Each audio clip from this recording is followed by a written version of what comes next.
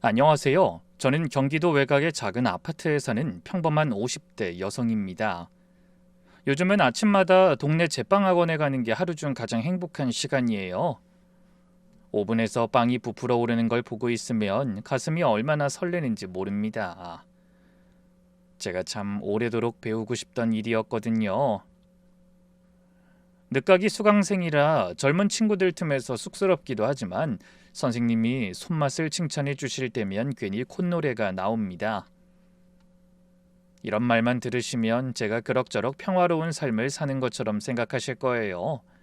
하지만 저는 불과 1년 전까지만 해도 아침을 깊은 한숨으로 시작하던 사람이었습니다. 오늘은 또 무슨 소리를 들으려나? 잘 버틸 수 있을까? 그런 심정으로 25년을 넘게 살았답니다. 새벽부터 밤늦게까지 누군가의 며느리로, 누군가의 아내로만 살았죠. 정작 저를 위해 살아본 날은 결혼하고 단 하루도 없었던 것 같네요. 그래도 힘들다는 말을 입 밖에 꺼내본 적도 없고 꺼낼 생각도 못했습니다. 속으로 삼키고 혼자 울고 그게 저의 팔자라고 생각했거든요. 이런 제가 오늘 여러분에게 부끄러운 속사정을 털어놔 보려고 합니다. 과거에 저와 같은 시간을 보내고 계실지 모를 분들에게 잠시나마 삶에 대해 생각할 수 있는 시간을 드리고 싶거든요. 이 사연은 어느 평범한 명절 풍경에서부터 시작됩니다. 그해 설은 유난히 추웠죠. 저는 새벽 4시 알람이 울리기도 전에 눈을 떴습니다. 그냥 혹시나 하고 맞춰둔 거지 애초에 알람 같은 건 필요 없었어요. 시집와서 25년 넘게 맞는 명절이라 몸이 기억하고 있었거든요. 명절 전날부터 이미 머릿속에는 해야 할 일들이 빽빽하게 기록돼 있었죠. 얼른 옷을 챙겨 입고 세수를 한 뒤 부엌불을 켜고 앞치마를 둘렀습니다. 전 부칠 재료는 전날 밤에 다 손질해 놨어요. 동태전, 깻잎전, 호박전, 녹두전, 종류도 다양하죠. 기름을 두르고 반죽을 올리면 지글지글 소리가 고요한 새벽 부엌을 가득 채웁니다. 그 다음 갈비찜 양념을 만들고 시금치를 데치고 고사리와 도라지를 볶습니다. 평소에도 집안일에 단련된 몸이지만 명절 준비는 여전히 힘들더군요. 며칠을 걸쳐 장을 보고 음식을 장만하다 보면 어깨는 무겁고 허리는 끊어질 것 같았어요. 그러다 날이 밝으면 시어머니가 부엌에 들어오십니다. 슬리퍼 끄는 소리가 먼저 들리면 저는 반사적으로 등을 곧게 폈어요. 25년이 넘는 시집살이에 어머니의 발소리만으로도 온몸이 긴장했거든요. 부엌에 들어선 시어머니는 가스레인지 위에 올라간 전을 내려다보며 인상을 찌푸리셨어요. 이게 뭐야? 전이 왜 이리 두꺼워? 기름은 왜 또 이렇게 많고? 죄송해요, 어머니. 반죽을 좀 되게 했나 봐요. 다음 판은 얇게 부칠게요. 아니, 너는 시집 온 게 몇 년인데 이 전 하나도 제대로 못 부쳐? 나이 헛먹었구만. 제사상에 올라갈 음식 정성 다해서 만들라고 했잖아.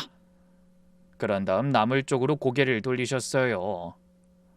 시금치를 집어 한 가닥 드시더니 또 대번에 얼굴을 일그러뜨리셨죠.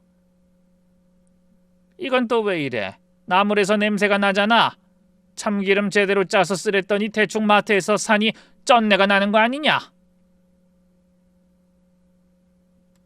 짜온 기름은 있는데 쓰던 거 마저 쓰려고. 다시 묻힐게요, 어머니. 요즘 시금치 한 단에 얼만데 다시 해? 얘가 돈 아까운 줄을 모르네. 네가 버는 돈 아니라고 그렇게 생각이 없어? 저는 고개를 숙인 채 간신히 기어들어가는 목소리로 대답했습니다. 죄송해요, 어머니. 평소에도 둘째가라면 서럽게 잔소리하시는 시어머니가 명절에는 더 예민해지셨어요. 아마 친척들이 다 차례 지내러 모이니 더 그러신 것 같더군요. 그래도 저는 괜찮다고 스스로를 다독였습니다. 명절은 원래 저뿐만 아니라 대한민국의 모든 며느리에게 힘든 날이라고 생각했으니까요. 하지만 문제는 그해 제 몸이 예전 같지 않았다는 거예요. 저에게도 피해갈 수 없는 갱년기가 찾아왔거든요. 한밤중에 갑자기 온몸에 열이 오르다가도 아침이면 뼛속까지 한기가 스며들었어요. 어깨며 손목이며 쑤시지 않는 데가 없고 뭘 해도 금방 지쳤습니다. 병원에서는 호르몬 변화라 자연스러운 거라고 했지만 새벽부터 밤까지 쉴 틈 없는 명절 노동에 시달리다 보면 그런 말은 아무 위로가 되지 못했어요. 그래서 예전이라면 감히 입에 올리지도 못할 말을 꺼내게 됐습니다. 시어머니에게 조심스럽게 용기 내어 이런 말씀을 드린 겁니다. 어머니, 올해는 만두만이라도 사서 먹으면 안 될까요? 요즘 유명한 데가 많더라고요. 제가 좋은 걸로 사올게요. 그 말이 떨어지기 무섭게 시어머니가 하던 동작을 딱 멈추고 천천히 고개를 돌리셨습니다. 뭐라고? 너 지금 뭐라고 했냐? 눈을 부릅뜨고 물으시는 모습에 절로 기가 죽더라고요. 저는 침을 꿀꺽 삼키며 말했죠. 제가 요즘 갱년기 증상이 좀 심해졌어요. 손목도 안 좋고 만두만이라도 사 먹으면 다른 음식에 더 신경을 쓸 수 있을 것 같아서요. 최대한 시어머니 기분이 상하지 않게 핑계도 갖다 붙이고 돌려 말한 거였어요. 하지만 소용없었습니다. 뭐야? 명절에 만두를 사 먹어? 조상님 차례를 모시는데 사온 만두 넣은 떡국을 올리겠다는 거야? 그게 말이 되냐? 어머니, 제가 하기 싫어서가 아니라 몸이 안 좋아서. 갱년기가 유세냐? 어디 감히 그따위 핑계를 대고 꾀를 부려? 차례상에 남이 만든 음식이나 올리려면 며느리는 뭐하러 있는 거야? 이러니까 네가 늘 미덥지 않은 거야. 더 이상 말을 꺼낼 수도 없어 전 결국 고개를 숙인 채 한마디 하고 돌아섰습니다. 아니에요, 어머니. 그냥 제가 다 할게요. 결국 저는 혼자 100개가 넘게 만두를 빚었습니다. 만두소를 볶고 팔을 밀고 하나하나 주름을 잡아 빚는 동안 손목이 점점 뻣뻣해지는 느낌이었어요. 중간에 쉬고 싶었지만 시어머니가 거실에서 TV를 보며 가끔 부엌을 흘끔거리셨죠. 쉬는 꼴을 보이면 또 무슨 소리를 들을지 뻔했습니다. 그래서 이를 악물고 마지막 만두까지 빚어 쟁반에 올리자 손목이 너무 시큰거렸어요. 한숨 쉬며 서랍에서 파스를 꺼내 손목에 붙이자 파스 향이 코를 찌르더군요. 그때 현관문이 열리며 저를 부르는 소리가 들렸습니다. 엄마! 학교 앞에서 자취하던 딸이 설 연휴를 맞아 집에 온 거예요. 가방을 내려놓기도 전에 부엌으로 들어온 지연이가 파스가 붙은 제 손목을 보더니 인상을 찡그렸어요. 엄마, 손목이 왜 이래? 아파? 아, 이거 만두 빚었더니 좀 시큰거려서. 괜찮아, 파스 붙이니까 훨씬 시원하다. 만두를 몇 개나 한 거야? 글쎄, 한 100 몇 개? 친척들도 오실 거라 넉넉하게 했지. 혼자서? 아빠랑 할머니는? 너희 아빠는 아직 방에서 안 나왔지. 할머니야 뭐 어차피 엄마가 할 일이잖아. 원래 엄마 일이라는 게 어딨어. 다 같이 먹을 건데 같이 해야지. 아니면 나 올 때까지 조금만 기다리지 그랬어. 에이, 너도 어제 과제하느라 도서관에서 늦게 들어간다고 했잖아. 엄마 괜찮아. 만두 하루 이틀 빚어. 하지만 딸의 얼굴은 딱딱하게 굳었습니다.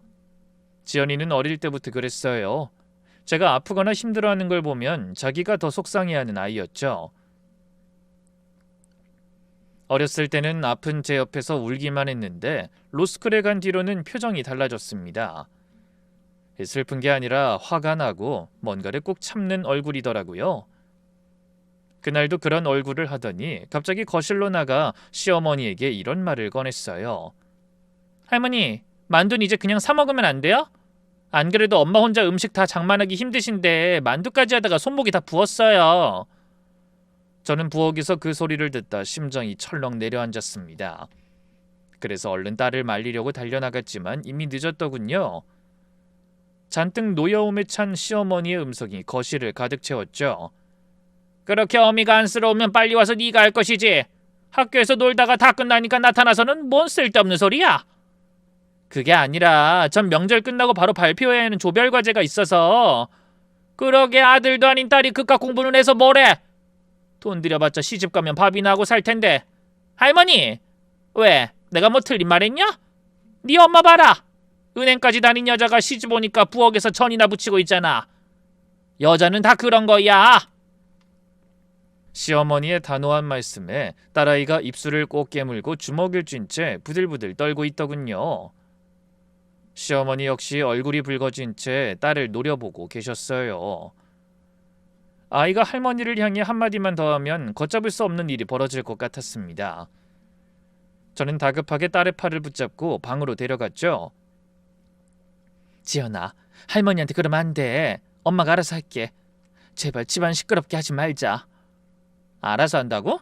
엄마, 알아서 한다면서 평생 이러고 살잖아. 네가 괜히 걱정하는 거야. 엄마 괜찮아. 엄마 맨날 괜찮다고 하잖아. 파스 붙이면 괜찮다. 한숨 자면 괜찮다. 명절만 지나면 끙끙 앓아 누우면서. 내 기억엔 엄마가 진짜 괜찮은 적은 한 번도 없었어. 그 말이 가슴에 날아와 박혔습니다. 아이 말에 틀린 게 하나도 없었거든요. 하지만 그 자리에서 큰 소리가 나면 명절은 엉망이 되고, 엉망이 된 명절의 대가는 결국 제가 치러야 하니까 어떻게든 탈 없이 넘어가게 해야 했어요. 그렇게 밤을 보내고 설날 아침이 밝아 차례상을 차렸습니다. 전, 나물, 고기 산적과 과일, 힘들게 빚은 만두로 끓인 떡국까지 한 상 가득했죠. 빠진 것 없이 올렸는지 몇 번이나 확인했어요. 시어머니는 상을 한번 쭉 훑어보시고는 아무 말씀이 없으시더군요. 말씀이 없다는 건 그나마 흠잡을 게 없다는 뜻이니 그걸로 충분했습니다. 칭찬을 바라지도 않았네요. 잠시 후 차례를 지내려고 친척들이 아침 일찍부터 모였습니다. 작은아버지와 고모님들, 사촌들과 그 아이들까지 거실이 북적북적했죠. 저는 부엌에서 음식을 데우고 그릇을 나르며 쉼없이 움직였습니다. 차례상을 본 친척들은 다들 한마디씩 하셨어요. 아유, 우리도 지연 엄마가 고생했네. 우리가 일찍 와서 도와야 했는데 미안해. 저는 손사래를 치며 답했습니다. 아니에요. 매년 하는 일인데요, 뭐. 사실 결혼 초에는 친척들이 미리 와서 도와주기도 하고 음식을 만들어다 주시기도 했어요. 그런데 시어머니가 탐탁지 않은 티를 내시니 다들 불편해하더라고요. 어머니는 사소한 음식 하나까지 다 며느리인 제 손을 거치길 바라셨거든요. 조상님들 모시는 거야. 며느리로서 당연한 일인데 뭐가 힘들다고 남 손을 빌리려고 해? 괜히 이 사람 저 사람 손 타면 음식만만 들쑥날쑥하고 정신없다.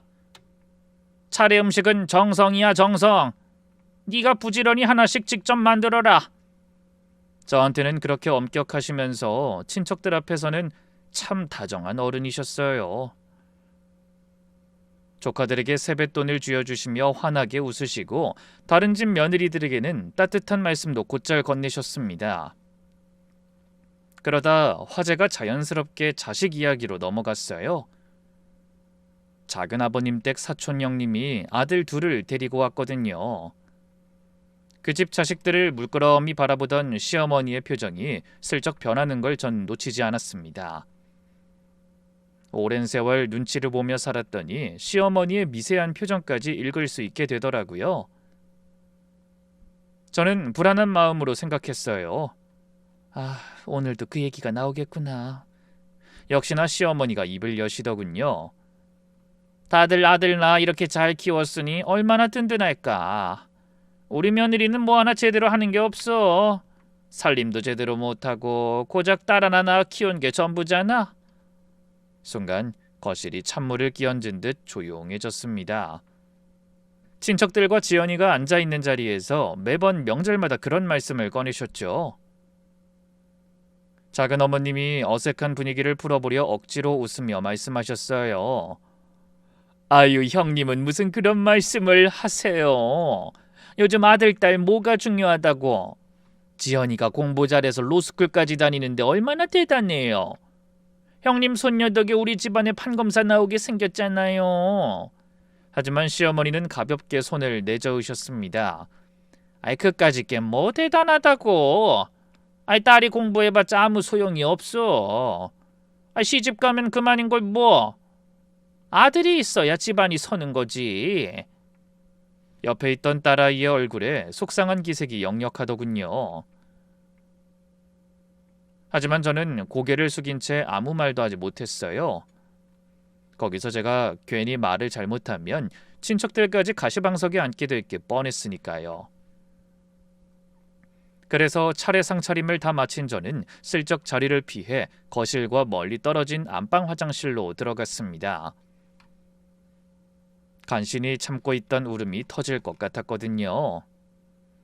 다행히 아무에게도 들키지 않고 화장실로 들어간 저는 얼른 입을 틀어막은 채 조용히 흐느꼈어요.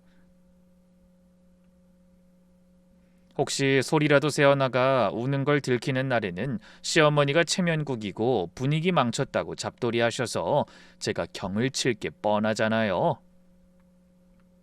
저는 흐르는 눈물을 닦으며 감정을 추스르려고 애썼습니다.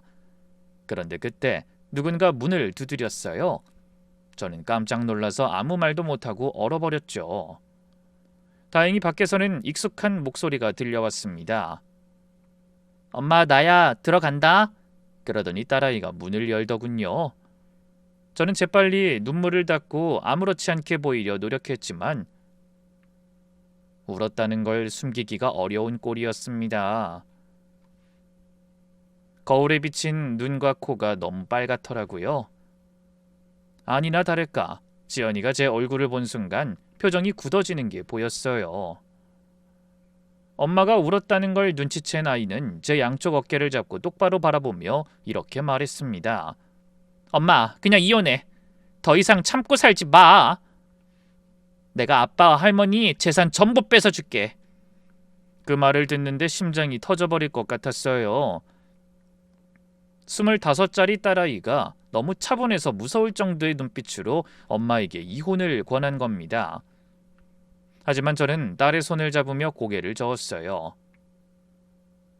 지연아, 그게 무슨 소리야? 엄마가 좀 서러워서 그런 건지 이혼까지 할 일은 아니야. 엄마, 내가 로스쿨 가서 놀기만 한 줄 알아? 그러더니 휴대폰을 꺼내 의문의 영상을 재생시키더군요. 화면에서는 너무나 익숙한 목소리가 들려왔어요. 바로 전년도 추석 때 저를 윽박질렀던 시어머니의 목소리였죠. 나이가 몇인데 전화나 똑바로 못 붙여? 넌 도대체 친정에서 뭘 배운 거야? 다른 영상을 들자 더욱 화가 난 시어머니의 음성이 들려왔어요. 아들 하나 못 낳은 게 무슨 큰 소리야? 옛날 같으면 소박을 맞아도 찍소리 못할 일이야. 딸의 휴대폰에는 그런 동영상이 수십 개 들어있었습니다. 명절에 집에 올 때마다 몰래 찍어둔 것 같더라고요. 저는 놀라서 입을 떡 벌렸죠. 어머나 지연아, 이게 다 뭐니? 뭐긴 할머니가 엄마 괴롭힌 증거지. 로스쿨 선배 중에 가사 전문으로 소문난 언니가 있어. 내가 그 언니한테 이거 전부 들려줬거든? 그랬더니 이 정도면 정서적 학대 입증이 충분해서 위자료 청구가 얼마든지 가능하대. 지연아, 엄마, 나 이거 어제 오늘 모은 게 아니야. 증거는 차고도 넘쳐. 이제 엄마만 결심하면 된다니까? 아직 어린 딸이 진지한 얼굴로 하는 말에 만감이 교차 있습니다. 명절마다 웃는 얼굴로 찾아오던 딸이 뒤에서는 몰래 제 이혼 소송을 위해 영상을 녹화하고 있었다니. 고맙기도 하고 미안하기도 해서 가슴이 너무나 아팠죠. 제가 얼마나 답답하고 미련해 보이면 애가 그런 생각을 한 건지 너무나 씁쓸하더군요. 하지만 저는 고개를 저었습니다. 안 돼, 지연아. 딸은 이해가 안 된다는 듯이 눈을 크게 뜨며 물었어요. 왜? 도대체 왜 안 된다는 건데? 엄마가 이혼하면 네 결혼은 어떡하니? 부모가 이혼한 집딸이라고 하면 어느 시댁에서 좋아하겠어? 엄마, 지금 그게 중요해? 중요하지? 넌 아직 어려서 몰라. 그리고 엄마가 나가면 이 집은 어쩌고? 집안일도 그렇고 할머니 누가 돌봐드려? 너희 아빠는 나 없으면 양말이 어디 있는지도 모르는 사람이야. 그걸 왜 엄마가 걱정해? 자기 양말도 못 찾는 사람이 문제지 왜 그게 엄마 책임이야? 저는 말문이 막혔습니다. 조목조목 따지는 딸의 말이 틀린 게 없었으니까요. 그때 아이가 한숨을 깊게 쉬며 다시 안타까운 목소리로 말했어요. 엄마 맨날 남 걱정만 해. 할머니 걱정, 아빠 걱정, 내 걱정. 정작 엄마 걱정은 누가 해? 왜 엄마 스스로 자신을 돌보지 않아? 그 말에 갑자기 서글픈 생각이 들었습니다. 25년이 넘게 시집살이하며 길들여진 게 어디 가지 않는 거예요. 제가 없으면 그 집이 안 돌아간다는 걸 알면서도 바로 그것 때문에 떠나지 못하는 거잖아요. 저를 가장 단단히 묶어놓은 건 시어머니의 호통도 남편의 무관심도 아니었어요. 제 안에 깊이 박힌 의무감과 체념이었습니다. 그래도 저는 쉽게 마음을 바꾸기 어려웠어요. 딸이 그런 저를 한참 바라보다 말했죠. 엄마 알았어. 오늘은 그만 얘기할게. 친척들 앞에서 문제 일으키고 싶지 않은 거 알아. 근데 나 절대 포기 안 해. 언젠가 꼭 엄마를 이 집구석에서 꺼내줄 거야. 맹세해. 그렇게 이를 악물고 말하더니 조용히 설을 보내고 자취방으로 돌아갔습니다. 저는 명절 뒤처리를 마무리하고 시어머니 잠자리를 봐드리고 다음날 남편이 입을 옷과 아침거리를 준비해 놓고 나서야 겨우 자리에 누울 수 있었죠. 그래도 쉽게 잠이 오진 않았습니다. 딸아이가 했던 말을 곱씹어보며 이리저리 뒤척였어요. 그래도 결론은 늘 같더라고요. 이혼이 어디 쉬운 일인가? 이대로도 잘 살아왔는데 갑자기 이제 와서? 그래서 저는 다음 날부터 또다시 아무 일 없던 것처럼 하루를 시작했습니다. 시어머니 약을 챙기고 남편 와이셔츠를 다림질하면서요. 하지만 그땐 미처 몰랐습니다. 전혀 생각하지 못한 곳에서 제 인생의 가장 큰 폭풍이 밀려오고 있다는 걸 말이죠. 인생이라는 게 참 묘하더라고요. 제가 아무리 모른 척 못 본 척하며 살아도 세상은 저를 가만두지 않았습니다. 사건은 설이 지나고 딱 한 달쯤 됐을 때 일어났어요. 그날도 저는 여느 때처럼 시어머니 방을 청소하고 있었습니다. 어머님이 노인정에 가신 사이 침대 시트를 갈고 장롱을 정리하는데 서랍 안쪽에서 서류 봉투 하나가 나온 거예요. 별 생각 없이 집어들었죠. 어머니가 병원 서류나 보험 관련 서류를 서랍에 넣어두실 때가 있어서 정리해 드리려고 꺼낸 거였어요. 그런데 봉투를 여는 순간 눈에 들어온 건 병원 서류가 아니었습니다. 남편 이름으로 떼어놓은 가족관계 증명서였어요. 처음엔 별거 아닌 줄 알았습니다. 무슨 관공서 업무에 필요해서 떼두신 건가? 그렇게만 생각했죠. 헌데 습관적으로 내용을 훑어보던 제 눈이 한 곳에서 딱 멈췄습니다. 잔열안에 지현이라는 이름 아래 처음 보는 이름이 하나 더 적혀 있었던 거예요. 민준? 22살이잖아. 이게 누구지? 저는 눈을 의심하며 그 자리에서 한참을 멍하니 서류만 들여다봤어요. 아무리 보고 또 봐도 이해가 안 되는 거예요. 남편의 가족관계 증명서에 왜 모르는 남자 이름이 있는 건지 상황 파악이 안 되더라고요. 뭐야 이게? 서류가 잘못된 건가? 아무리 생각해도 이치에 맞지 않았습니다. 갑자기 손이 떨리기 시작했어요. 가슴이 두근거린다는 표현이 있잖아요. 저는 그게 설렐 때만 쓰는 말인 줄만 알았는데 두려울 때도 심장이 그렇게 뛴다는 걸 처음 알았습니다. 심장이 벌렁벌렁 그 소리가 귀에까지 들릴 정도로 심하게 요동쳤죠. 저는 그 서류를 들고 온몸을 부들부들 떨며 한참 고민했어요. 시어머니에게 따질 수도 있고 남편에게 전화할 수도 있었죠. 하지만 본능적으로 딸아이를 먼저 찾게 되더라고요. 그게 맞는 판단이었는진 모르겠지만 그 순간에 의지할 수 있는 사람은 제 딸밖에 없는 것 같았거든요. 얼마 후 딸의 자취방에 찾아가 문을 두드리는데 손이 심하게 떨렸습니다. 지연이가 문을 열자마자 전 거의 울부짖듯이 소리치며 방 안으로 들어갔어요. 지연아, 말도 안 되는 일이 생겼어. 딸은 눈을 동그랗게 뜨고 묻더군요. 엄마 갑자기 왜 이래? 무슨 일이야? 글쎄 나도 모르는 사이에 아들이 생겼어. 지연이는 무슨 소리냐는 듯 의아한 얼굴로 물었고 저는 떨리는 손으로 가족관계 증명서를 내밀었습니다. 할머니 방 청소하다가 이걸 발견했어. 아빠 이름으로 뗀 건데 여기 좀 봐. 자녀란 네 이름 밑에 누가 하나 더 있어. 민준이라는 22살짜리 남자야. 지연이가 서류를 받아들더니 순식간에 얼굴이 하얘지며 같은 곳을 몇 번이나 읽고 또 읽더군요. 그러다 갑자기 고개를 들어 날카로운 눈으로 저를 봤습니다. 엄마, 이거 어떻게 된 건지 아빠한테 물어봤어? 아니, 무서워서 못 물어봤어. 아빠한테도 할머니한테도 아직 아무 말 못했어. 그냥 무작정 너부터 찾아온 거야. 잘했어, 엄마. 섣불리 엄마가 아는 걸 들키거나 따지면 안 될 것 같아. 대신 내가 먼저 좀 알아볼게. 딸아이가 서류를 찬찬히 살펴보더니 노트북을 켜고 뭔가를 검색하기 시작했어요. 법을 공부하는 아이라 그런지 당황스러운 상황에서도 차분하게 움직이더라고요. 그렇게 한참을 이리저리 조사하고 로스쿨 선배인 검사에게 급히 전화를 걸어 통화를 하더니 얼굴이 한층 더 굳은 채 입을 열었습니다. 엄마, 놀라지 말고 들어. 이 사람 입양된 거야.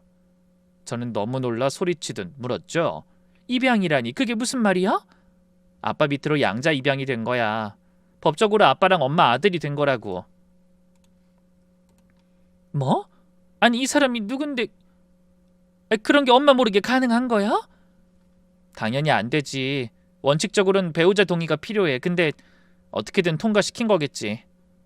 엄마 서류를 조작하고 동의서를 위조했든 신분증을 몰래 가져갔든 어쨌든 엄마 모르게 진행한 건 분명해. 머리가 하얘졌습니다. 그 오랜 세월을 함께 살아온 남편이 그리고 매일 얼굴을 맞대고 사는 시어머니가 그런 엄청난 비밀을 안고 살았다니 믿을 수가 없었죠. 제 동의도 없이 모르는 남자를 아들로 입양하다니 그건 제가 상상할 수 있는 범위를 넘어서는 일이었습니다. 아니 저뿐만 아니라 세상 어떤 여자가 그런 날벼락 같은 일을 인정할 수가 있겠어요? 결국 저와 딸아이는 함께 집으로 돌아가 남편과 시어머니에게 따졌습니다. 거실 테이블 위에 가족관계 증명서를 펼쳐놓았을 때 남편의 반응이 잊히질 않네요. 변명도 해명도 없이 그냥 고개를 숙인 채 아무 말도 못하더라고요. 평생을 그래왔듯이 결정적인 순간에 늘 입을 다무는 성격 그대로요. 대신 시어머니가 나서셨습니다. 혹시나 어머니도 모르던 일이라 놀라실지도 모른다고 생각했는데 아니더군요. 눈 하나 깜빡 안 하고 오히려 저를 향해 큰 소리를 치셨어요. 뭘 따지고 자빠졌어? 네가 못 낳은 아들을 태우가 데려왔으니 우리 집안에선 얼마나 다행이냐? 어머니, 그게 무슨 말씀이세요? 제가 모르는 사람을 어떻게 우리 아들이라고... 그러자 시어머니가 콧방귀를 끼며 말씀하셨죠. 아들이 없어서 평생 한이었는데 태우가 젊었을 때 밖에서 낳아둔 아이가 제 발로 찾아왔다더라. 그의 어미가 죽기 전에 아비를 찾으라고 했다더구나. 하늘이 도운 거지. 뭐라고요?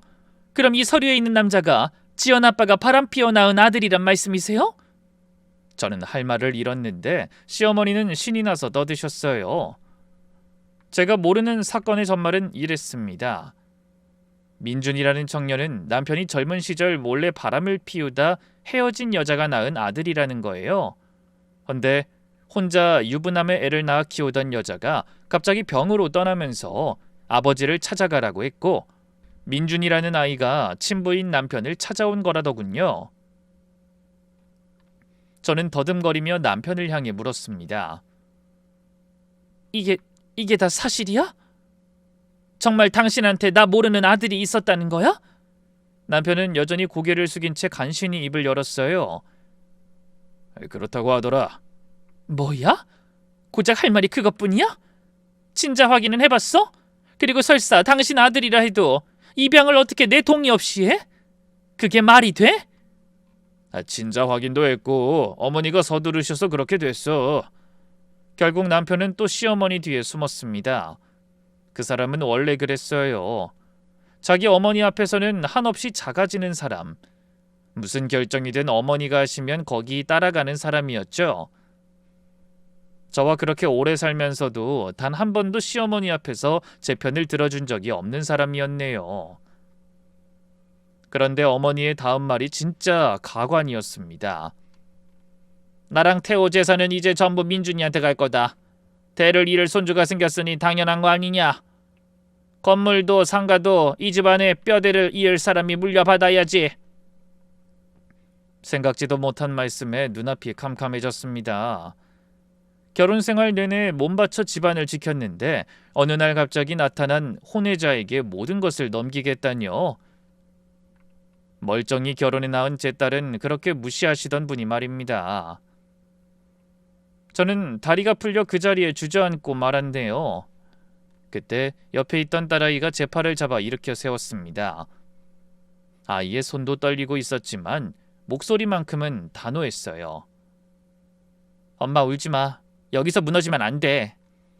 그리고 시어머니를 향해 차갑게 한마디 던지더군요. 할머니, 아직 끝난 게 아니에요. 이제 시작이라는 거 명심하세요. 두 분 원하시는 대로 다 되진 않을 거예요. 하지만 시어머니는 비웃듯이 말씀하셨어요. 시작은 무슨 시작? 이미 법적으로 다 성사된 일인데. 지연이가 서류를 다시 들어보이며 말했습니다. 법적으로요? 엄마 동의 없는 입양이 법적으로 다 된 일이라고요?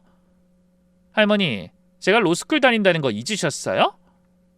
딸의 말에 시어머니 얼굴이 살짝 일그러지는 게 보였어요. 하지만 이내 태연한 척 손을 내저으며 말씀하셨죠. 하, 선무당이 사람 잡는다더니 아직 학생이 뭘 안다고 큰 소리야? 하지만 지연이는 더 이상 대꾸하지 않았습니다. 대신 제 손을 잡고 집을 나서며 낮은 목소리로 이렇게 속삭였어요. 엄마, 뭔가 이상한 것 같아. 내가 한 번 더 자세히 알아볼게. 진실이 뭔지 반드시 밝혀낼 거야. 친자 확인 검사까지 했다잖아. 근데 뭐가 이상해? 그냥 지금은 느낌일 뿐이니까 조금만 기다려줘. 그리고 아무런 준비나 대책도 없이 딸의 자취집으로 돌아왔습니다. 하지만 전 한동안 입을 열지 못했어요. 머릿속이 너무나 복잡했거든요. 남편의 외도, 모르는 남자의 입양, 시어머니의 증여 선언, 하루 만에 벌어진 일들이 너무 많아서 감당이 안 되더라고요. 당연히 그날 밤은 잠을 이루지 못했습니다. 천장을 보며 같은 생각만 되풀이했죠. 그동안 내가 산 세월은 뭐였을까? 고생하며 내가 지키려 했던 건 뭐지? 그 순간 모든 게 분명해졌어요. 설날 화장실에서 울 때만 해도 전 모든 게 저만 참으면 되는 일이라고 생각했습니다. 하지만 입양 사건은 참아서 될 문제가 아니었어요. 참고 넘어가면 제가 서 있을 자리마저 통째로 사라지게 생겼더라고요. 거기다 제 딸까지 자식으로서의 권리를 잃게 생겼더군요. 하지만 어떻게 해야 할지 모르겠어 미칠 것 같았습니다. 그저 딸이 했던 말에만 희망을 걸어야 할 것 같았죠. 저 사람 뭔가 이상해. 내가 반드시 밝혀낼 거야. 그 말을 떠올리며 무너지려는 마음을 간신히 붙잡고 있었죠. 딸아이는 망설이지 않고 곧바로 움직이기 시작했습니다. 로스쿨 수업으로 바쁜 시간을 쪼개 선배들을 만나 자문을 구하고 밤에는 자취방에서 노트북 앞에 앉아 민준이라는 사람에 대해 알 수 있는 것들을 하나하나 조사했어요. 딸의 집에서 며칠을 보내던 저도 집으로 돌아갔습니다. 지연이가 그러더라고요. 힘들겠지만 엄만 그냥 평소처럼 지내는 게 좋겠어. 여러 상황에서 엄마가 먼저 집을 나오면 불리한 면이 있을 것 같거든. 그리고 내가 그 남자에 대해서 알아보고 있는 건 절대 모른 척하고. 알겠지? 그래서 저는 아무것도 모르는 척 시어머니와 남편 곁에서 밥을 짓고 빨래를 했습니다. 속이 부글부글 끓는데 티내지 않고 참아야 하는 게 그렇게 힘든 일인 줄 그때 처음 알았네요. 며칠 뒤 지연이에게서 전화가 왔습니다. 엄마, 이 남자 뭔가 앞뒤가 안 맞아. 그래? 뭐가? 딸이 말하길 이상한 점이 한두 개가 아니라는 거예요. 먼저 친자 확인했다고 주장하지만 어디서 했는지 정확히 확인이 되지 않고 남자가 남편에게 말한 학벌과 자라온 환경이 주장하던 것과 맞지 않는다고 했습니다. 그 외에도 뭔가 석연치 않은 부분이 많다고 하더군요. 엄마, 조금만 더 시간을 줘. 확실한 게 잡히면 바로 알려줄게. 그 말을 믿고 기다렸습니다. 그런데 세상 일이 그렇게 쉽게 돌아갈 리가 없잖아요. 이 민준이라는 사람은 보기보다 만만한 상대가 아니었습니다. 어떻게 알았는지 딸아이가 자신의 신상을 캐고 다닌다는 걸 먼저 눈치챈 거예요. 그래서 저희보다 한 발 먼저 움직였더라고요. 어느 날 퇴근한 남편과 저녁을 먹고 있는데 시어머니가 전화를 받으시더니 갑자기 표정이 험해졌습니다. 그러더니 전화를 끊자마자 저를 노려보며 소리치셨어요. 민준이한테 들었다. 지연이가 민준이 뒤를 캐고 다닌다며? 심장이 덜컥 내려앉았습니다. 걔 왜 그러는 거야? 재산 빼앗길까봐 그러는 거 아니냐? 어머니, 그게 아니라 지연이한테도 형제가 생기는 거니까 신중해지려고. 신중은 무슨! 어른들이 다 알아서 했으니 저는 그냥 따르면 되지. 아들이 들어와서 제목 줄어드니까 눈이 뒤집어진 게 분명하다. 못된 것. 민준이라는 남자가 시어머니에게 먼저 고자질을 한 거였어요. 마치 자기가 신변의 위협을 받고 있는 것처럼. 지연이와 저를 탐욕스러운 사람으로 만들어버린 겁니다. 22살이 하는 짓이라고는 믿기지 않는 수작이었죠. 그때부터 집안 분위기가 완전히 달라졌습니다. 시어머니는 민준이라는 아이 편에 서서 저를 대놓고 적대시하셨어요. 원래도 저한테 엄하신 분이었지만 그땐 더 하셨죠. 남편도 마찬가지였습니다. 어머니가 딸을 단속하라고 하시니까 지연이에게 전화를 걸어 고함을 지르더라고요. 야, 민준이 일은 네가 나설 문제가 아니야. 어른들 일에 왜 자꾸 끼어들어서 문제를 만드는 거야? 지연이가 뭐라고 대답했는진 모르지만 통화가 끝난 뒤 남편의 표정을 보니 지연이도 만만찮게 받아친 것 같더군요. 남편은 전화를 내려놓으며 저를 향해 한마디 했어요. 당신이 지연이 부추긴 거 아니야? 이제 그만 받아들이고 제발 좀 조용히 살자. 오랜 세월을 살면서 그 모자한테 많은 말을 들었지만 그날 들은 말들이 유독 가슴에 깊이 박혔습니다. 조용히 살자니 내가 조용히 산 게 몇 년인데 조용히 참고 조용히 울고 조용히 견디며 살았더니 결국에 돌아온 건 쓰디쓴 배신뿐이잖아. 지연이 말대로 더는 이렇게 살지 않을 거야. 두고 봐. 그런데 며칠 뒤 더 황당한 일이 일어났어요. 시어머니가 통보하듯 이렇게 말씀하신 거죠. 민준이도 이제 이 집에서 같이 살 거야. 큰 방을 민준이한테 주는 게 좋을 것 같으니 너흰 작은 방으로 옮겨.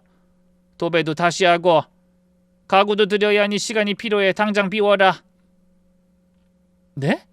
하지만 이 방은 혼자 쓰기엔 너무 클 텐데. 그 방이 화장실도 있고 방도 크잖니. 아들이니까 당연히 큰 방을 써야지. 큰 방이라는 게 제가 커튼을 골라 달고 이불을 바꾸고 장롱을 정리하며 25년 넘게 살아온 방이었습니다. 그 방을 처음 보는 사람에게 내주라니 해도 해도 너무한다 싶더라고요. 저는 얼른 고개를 돌려 남편에게 눈길을 보냈어요. 한마디라도 해달라는 뜻이었죠. 하지만 남편은 제 눈을 피했습니다. 그게 대답이었어요. 한평생 한 번도 바뀌지 않는 대답이요. 결국 저는 딸의 당부대로 아무렇지 않은 척 짐을 작은 방으로 옮겼습니다. 그러고 나니 그 집에서 제가 설 곳이 점점 줄어들고 있다는 게 온몸으로 느껴지더군요. 하지만 진짜 무서운 건 따로 있었습니다. 시어머니가 재산 관련 서류를 정리하시기 시작한 겁니다. 시어머니 명의로 된 건물과 상가가 있었고 남편 이름으로 저희가 사둔 아파트도 하나 있었습니다. 그걸 전부 민준이라는 그 정체 모를 청년의 명의로 옮기려는 움직임이었어요. 제가 직접 거실에서 법무사와 통화하시는 시어머니의 목소리를 똑똑히 들었습니다. 서류 빨리 준비해줘요. 내 손자 앞으로 다 넘길 겁니다. 며느리랑 손녀가 방해하기 전에 끝내야 해요. 그 말을 듣는 순간 등골이 서늘해지더라고요. 단순히 남편의 혼외자를 집안에 들여놓는 문제가 아니라 재산 전부를 넘기려는 거니까요. 제가 25년 넘게 인내하며 쌓아온 모든 것이 제 동의도 없이 사라지려 하고 있었습니다. 그 무렵 지연이가 전화를 걸어왔어요. 엄마, 힘들어도 절대 포기하지 말고 조금만 더 기다려줘. 나 믿고 그럴 수 있지? 그런데 그 목소리가 너무 피곤하게 느껴지더라고요. 어려운 공부를 하는 애가 저 때문에 더 힘들어지는 것 같아 안쓰러운 마음이 들었죠. 그래서 저도 모르게 약한 소리를 하게 됐어요. 지연아, 엄마 그냥 다 포기하고 죽은 듯이 참고 살까? 못난 엄마 때문에 너까지 힘들어지는 것 같아. 하지만 딸은 한숨 쉬며 말했어요. 엄마, 지금 포기하면 엄만 평생 그 집구석에서 그 사람들한테 짓밟히며 살아야 해. 그건 내가 절대 못 봐. 나 믿고 조금만 견뎌줘. 부탁해. 저는 한참을 아무 말도 못했어요. 지난 세월 참으며 산 습관이 계속 자신에게 속삭이는 것 같았거든요. 그냥 포기해. 어차피 시어머니가 원하는 대로 끌려가게 돼 있어. 괜히 반항하다가 딸까지 힘들게 하지 말고 어머니 말 잘 들어서 딸 몫이라도 챙기도록 노력해봐. 그렇게 유혹하고 있었거든요. 하지만 전화기 너머로 들려오는 지연이의 숨소리가 다시 마음을 단단히 붙들도록 도와줬습니다. 알았어. 엄마 힘낼게, 지연아. 그게 제가 할 수 있는 전부였어요. 거창한 결심도 아니고 대단한 각오도 아닌 고작 알았다는 세 글자 대답이요. 하지만 그 세 글자가 무너져 내리려던 저를 겨우겨우 붙잡아 주더군요. 전화를 끊고 작은 방 천장을 올려다봤어요. 처음 이 집에 시집 왔을 땐 그래도 행복하게 살겠다는 꿈이 있었는데 소박하지만 진심이던 그 꿈. 하지만 어느새 제 곁에 남은 건 유일하게 의지할 수 있는 딸아이의 목소리뿐이었습니다. 그로부터 며칠이 지났어요. 딸아이에게서는 연락이 뜸해졌습니다. 전에는 하루 서너 번씩 전화가 왔는데 그 무렵에는 며칠째 아무 소식이 없었죠. 걱정은 됐지만 괜히 재촉하면 안 될 것 같아 저도 가만히 기다렸습니다. 딸이 기다리라고 했으니까요. 그러던 어느 날 저녁 지연이에게서 문자가 왔습니다. 딱 한 줄이었어요. 엄마, 내일 집으로 와. 할 얘기 있어. 다음 날 자취방 문을 열었을 때 지연이의 표정은 전과 달랐습니다. 지쳐있긴 했지만 눈빛이 살아있었어요. 아이가 뭔가를 찾았다는 걸 직감적으로 느낄 수 있었습니다. 엄마, 얼른 앉아. 얘기가 길어질 거야. 그러더니 노트북 화면을 돌려 보여줬어요. 거기에는 서류와 통화 기록을 찍은 사진들, 그리고 지연이가 정리한 메모가 빼곡하게 들어있었습니다. 엄마, 결과적으로 얘기하면 그 민준이라는 애는 아빠 아들이 아니야. 전혀 예상하지 못한 말에 저는 깜짝 놀랐네요. 뭐라고? 너희 아빠 아들이 아니야? 응, 혈연 관계가 아예 없어. 완전 사기꾼이야, 엄마. 말도 안 돼. 근데 어떻게 그런 거짓말을... 엄마, 이제 다 끝났어. 그 남잔 내가 이미 경찰에 사기로 신고해서 체포됐고 오늘 아침에 자백도 다 받아냈어. 그냥 돈이 필요했다더라. 이게 어떻게 된 거냐면... 지연이가 차근차근 설명을 시작했습니다. 내가 선배 변호사 사무실에서 일하는 사무장님한테 도움받아서 그 남자 과거를 탈탈 털었어. 그러느라 연락 못한 거야. 걔는 원래 식당에서 아르바이트하며 하루하루 살아가던 남자야. 근데 어느 날 식당에 온 중년 여자가 술에 취해서 친구한테 하소연하는 걸 옆에서 듣게 된 거지. 그 여자가 바로 아빠 내연녀였고 그 여잔 이런 이야기를 했답니다.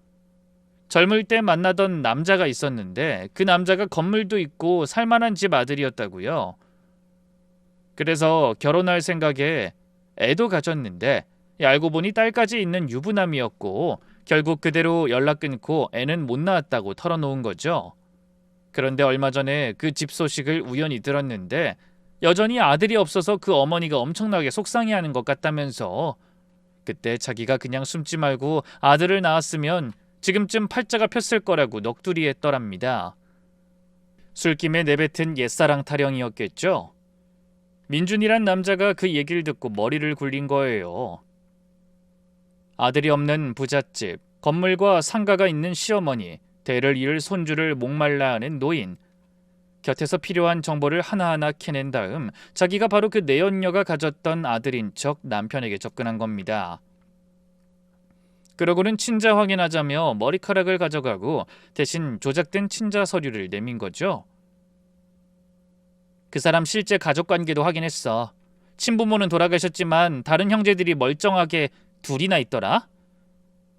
그 내연녀랑은 아무 관계도 없어. 게다가 지연이가 말을 잠깐 멈추더니 한 장의 서류를 더 보여줬어요. 전과 기록도 있는 사람이야. 그 나이에 벌써 사기 관련으로 6개월 실형을 살았더라니까. 머리가 멍해졌습니다.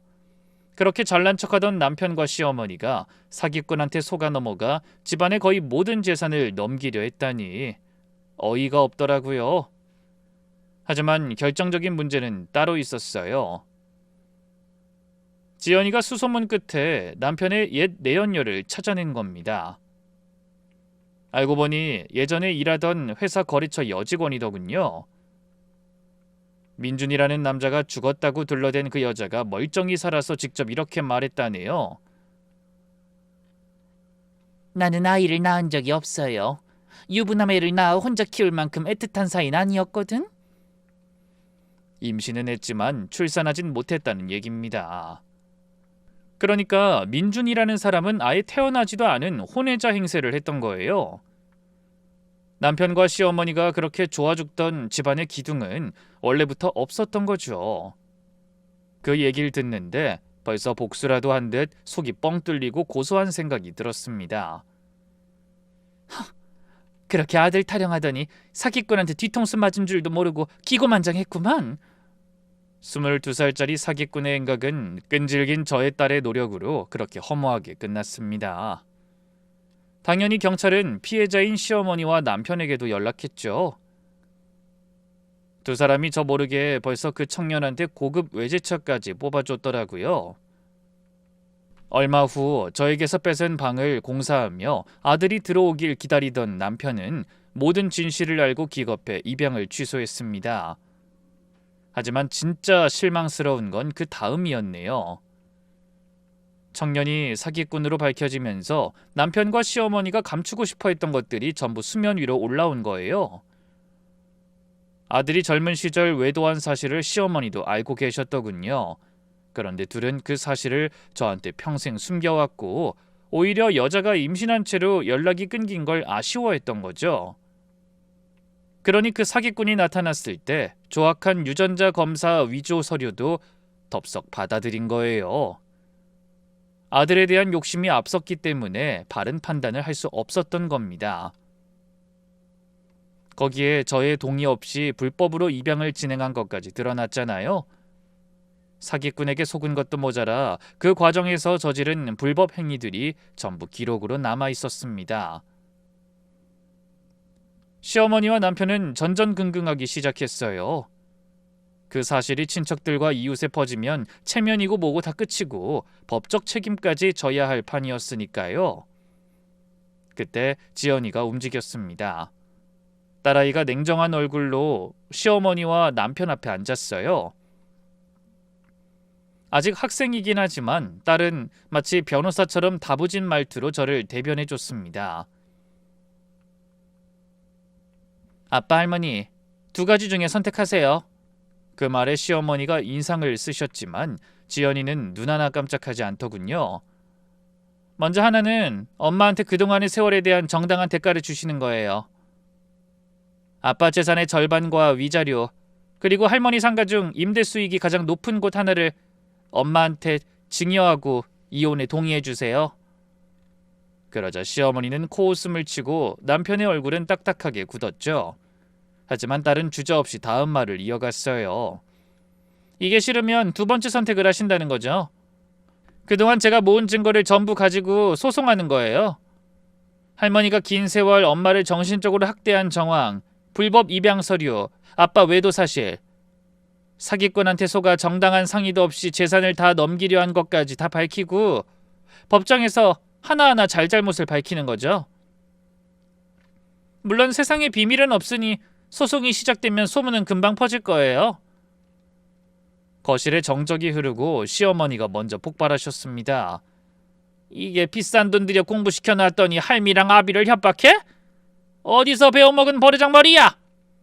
하지만 지연이는 흔들리지 않았습니다. 할머니, 이게 왜 협박이에요? 그동안 엄마가 이 집안에 쏟은 노력에 대한 정당한 요구죠. 할머니는 엄마를 그렇게 부려먹고도 아들 못 낳았다고 25년을 넘게 구박하셨잖아요. 그래놓고 사기나 당하셨으면서. 시어머니의 얼굴이 하얘졌지만 반박하진 못하셨어요. 딸은 입술을 깨물며 말을 이어갔습니다. 그 긴 세월 진짜 이 집안을 지킨 사람이 누군지 할머니가 제일 잘 아시잖아요. 명절에 하루도 쉬지 못하면서 차례 준비하고 손님 치르고 가족 건강 챙기고 집안 건사하면서 한눈 한 번 안 판 사람, 그 사람이 정당한 권리를 주장하는 거라고요. 싫으면 관두세요. 소송 부탁할 선배들은 많으니까. 시어머니의 입술이 떨리는 게 보였습니다. 화는 나지만 말문이 막힌 것 같더라고요. 잠시 후 긴 침묵 끝에 남편이 먼저 입을 열었습니다. 알았다, 그렇게 하자. 그 간단한 몇 마디가 긴 세월 갇혀 살던 제 인생의 문을 열어줬습니다. 시어머니는 여전히 성질을 내시면서도 거침없는 손녀딸의 행보를 막지 못하셨어요. 그 뒤로 얼마 후 드디어 이혼이 성립되고 저는 해방됐습니다. 물론 딸의 의도대로 남편 재산의 절반과 위자료를 받았죠. 시어머니도 그 일이 세상에 알려지는 것과 처벌이 두려우셨는지 눈물을 머금고 자신의 소유의 상가 중 임대 수익이 가장 높은 곳 하나를 제 앞으로 넘기셨습니다. 그 서류에 도장 찍을 때 시어머니 손이 얼마나 떨리시던지 웃음을 참느라 혼났다니까요. 하지만 솔직히 저는 신혼 때부터 쭉 시어머니 앞에서 제대로 길을 못 펴고 떨며 살아왔으니 그 정도는 대단할 것도 없었죠. 모든 절차를 마치고 그 집을 나서던 순간이 아직도 생생하게 기억나네요. 시원섭섭한 마음이 전혀 없는 건 아니었지만 더는 뒤돌아보지 않았습니다. 마음이 약해지면 또 예전의 저로 돌아가 버릴 것 같았거든요. 그냥 참고 견뎌. 이게 네 팔자야. 라는 속삭임에 넘어가던 그 사람으로 말이죠. 하지만 저를 위해 노력한 딸을 생각하며 약한 마음을 떨쳐내고 돌아섰습니다. 그리고 경기도 외곽에 작은 아파트를 하나 얻었어요. 처음으로 제 이름으로 계약한 제 집이었습니다. 이삿짐이라고 해봤자 옷가지 몇 벌과 지연이가 사다 준 이불 세트가 전부였지만 텅 빈 거실에 서서 숨을 크게 들이쉬었을 때 그 공기가 어찌나 달게 느껴졌는지 모르실 거예요. 같은 공기지만 자유로운 공간에서 마시는 공기는 맛이 다르더라고요. 달콤하고 시원한 맛 그 자체였죠. 그런데 얼마 안 가 웃기는 일이 생겼습니다. 이혼해 집을 나오고 고작 2주 만에 남편한테서 전화가 온 겁니다. 여보, 당신 없으니까 집이 엉망이야. 어머니 병원 이야기 다 꼬이고 보일러도 이상한데 어디 전화해야 하는지 모르겠어. 그 다음 날에는 시어머니한테도 연락이 왔어요. 예, 우리가 그래도 그간 쌓은 정이 있잖아. 네가 없으니까 태우는 쓰레기 분리수거하는 날도 모른다. 진짜 양말 한 짝 제 손으로 못 찾아 신어. 도우미가 와도 입맛에 맞게 하는 게 하나도 없다. 이 나이에 이렇게 부실하게 먹다 큰일 날 것 같아. 이 밥이라도 한번 와서 해주면 안 되겠니? 전화기 너머로 들려오는 목소리가 예전과 달랐습니다. 호통도 꾸중도 아닌 간절한 목소리로 죽는 소리라시더군요. 결혼 생활 내내 단 한 번도 들어보지 못한 음성이었어요. 그제야 깨달은 것 같더라고요. 지난 세월 그 집을 돌아가게 한 사람이 누구였는지. 항상 보이지 않는 곳에서 모든 걸 떠받치며 지탱해 오던 게 누구였는지를 말이죠. 예전의 저라면 아마 마음이 흔들렸을지도 모릅니다. 그래도 애아빠랑 할머니인데 완전히 남이 되겠어? 하면서 다시 그 집 부엌에 섰을지도 모를 일이었네요. 하지만 그날의 저는 달랐어요. 여유 있는 음성과 냉정한 말투로 이렇게 대답했거든요. 이제 저 없는 생활에도 익숙해지셔야죠. 마음에 드는 도우미 얼른 찾으시길 바랄게요. 그러고선 전화를 끊었습니다. 생전 처음으로 시어머니의 전화를 먼저 끊어봤어요. 막상 해보니 별거 아닌 그 일을 하기까지 참 오랜 시간이 걸렸다는 생각이 들더군요. 그 뒤로 저는 오래전부터 마음속에 품고 있던 일들을 다 해봤습니다. 마음껏 책도 읽고 잠도 늘어지게 잤습니다. 먹고 싶으면 먹고 눕고 싶으면 누웠죠. 그러다 몇 달 전 마지막 꿈을 꺼낼 수 있게 됐어요. 제빵 기능사라는 꿈 말이죠. 제가 젊을 때부터 빵 만드는 걸 참 좋아했거든요. 은행 다니던 시절 퇴근하면 집에서 직접 쿠키를 굽곤 했는데 시집 온 뒤로는 엄두도 못 냈어요. 시어머니가 뭐라고 하실지 뻔했으니까요. 제가 취미 생활이라도 가져보려고 하면 늘 이렇게 쥐어박는 소리를 하셨거든요. 살림도 제대로 못하면서 한눈 팔 시간이 있냐? 그 시간에 걸레질을 한 번 더 해라. 하지만 이혼하고 나니 시간도 여유롭고 상가 임대 수익으로 생활 걱정이 없어지니 하고 싶은 일이 생각나더라고요. 그래서 망설임 없이 동네 제빵 학원에 등록했어요. 이제는 누구의 눈치도 볼 필요가 없으니까요.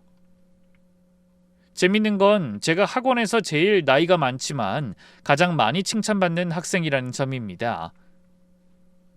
그 생각을 하면 저도 모르게 눈물이 핑 돌아요.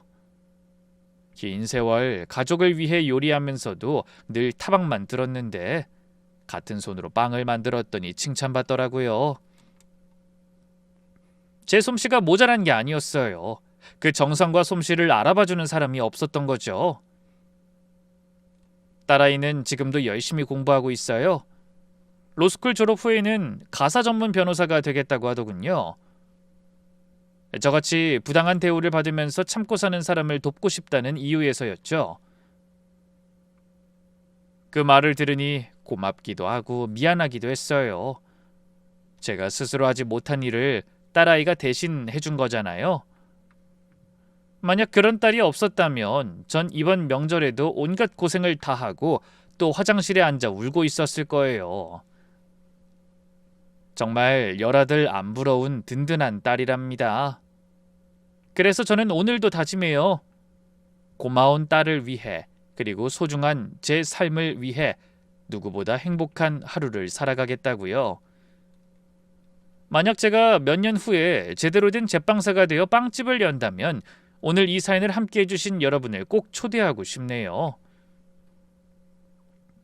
그럼 새로운 인생에 도전하는 저에게 귀한 응원의 말씀 한마디씩 남겨주시길 기대하며 그만 사연을 줄이겠습니다. 모두 건강하고 따뜻한 하루 보내세요. 감사합니다.